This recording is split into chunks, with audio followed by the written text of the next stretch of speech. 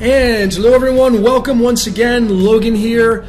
This is Decode Your Reality, and today we're doing one on the infamous or famous Judas Iscariot of the Bible and what he has to do with zinc. Judas Iscariot versus zinc. Yes, zinc, the 30th element on the International Periodic Table. Anybody in science? I've been studying these things like crazy, and I can't tell you how important they are now to my decoding in my decoding playbook. If you're not using these, man, you are missing out. That's all I can tell you. And that's for a different story. I'm going to be doing a video on all the modalities I use. But as you can see, I have Gematria. This is a big part of it. Septenary and Chaldean, the two systems are color-coded. I believe that these are the two most important when you're decoding the English language. For names and titles, Chaldean is best. Septenary is best for the English language. Built inside of our cosmic egg, the numbers 1 through 7, and that's what this system uses, just the numbers 1 through 7 to decode it, and then you have another way to look at it, but that's besides the point. Let's start off with the centerpiece here. I do have some tarot there. There's the devil card, but I want to start off by reading the centerpiece. Take your eyes here and see Judas looking up at Jesus, and obviously the big halo behind Jesus. But Judas betrayed Jesus to the Sanhedrin, and he did that by kissing and addressing Jesus as Rabbi to reveal his identity to the crowd who came to arrest him. Now, what was his reward? We all know it was 30 pieces of silver. That number is of great significance. Why 30 pieces? Well, zinc's 30 on the element. Zinc is the 30th element on the periodic table. That has everything to do with it, and we're going to get into that. The word rabbi, when we look over here, I color-coded it orange to match this septenary. This decodes down to a 15. The word rabbi equals 15, just like the 15th card of the tarot, which is the devil card. Now, you need to know and understand how these cards show up and what they mean and the energies they express.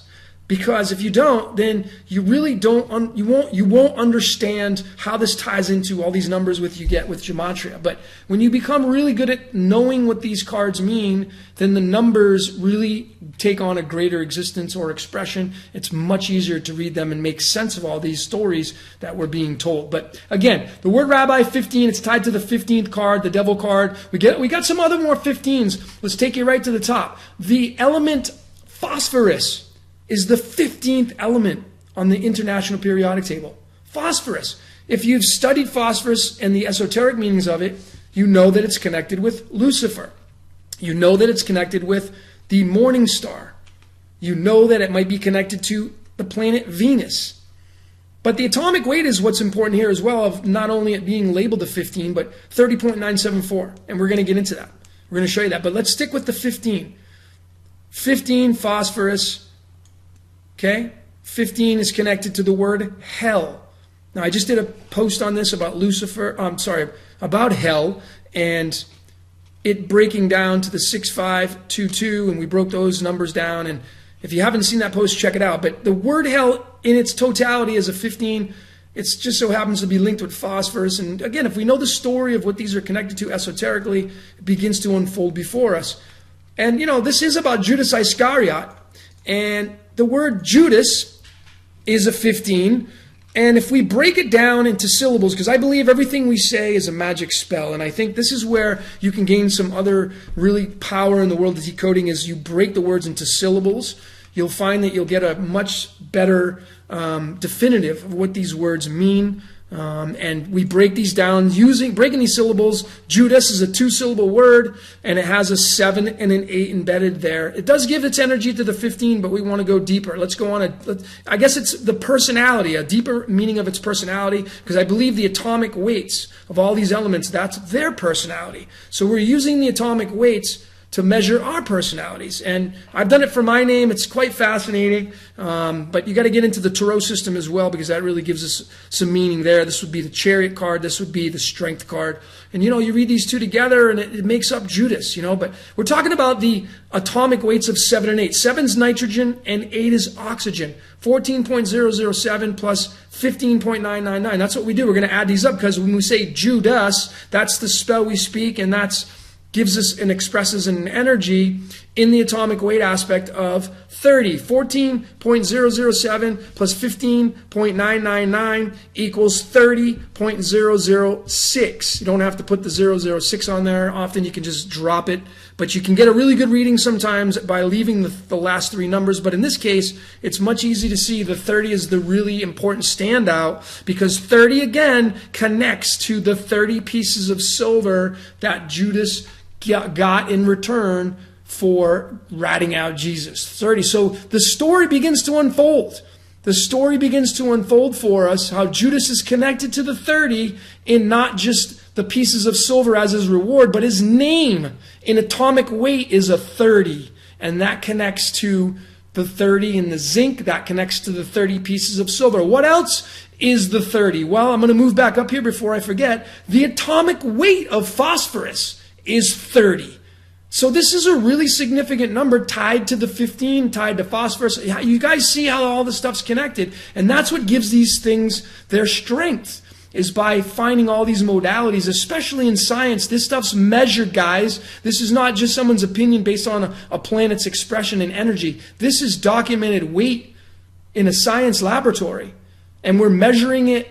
Now we're measuring our names and our personalities and words. We can really measure this.